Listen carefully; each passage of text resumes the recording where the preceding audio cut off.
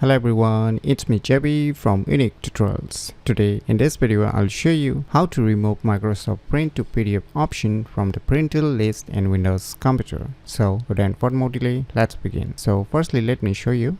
Now we have a printer option here, so let me click on this down arrow icon. Now you can see here Microsoft Print to PDF, as you can see. So how you can remove this Microsoft Print to PDF option from this printer list? So for this, what you need to do is just click on the Windows Start menu icon and just search for turn Windows features on or off. On the first list you'll see the option, just click on it. Now just scroll down below. Now you'll see here Microsoft Print to PDF option, so just untick it. Now click on OK. So finally you can see the Windows completed the requested changes. So now let us check if it has really removed the Microsoft Print to PDF option from the printer list or not. So let me reopen the file. So let me click on this printer option.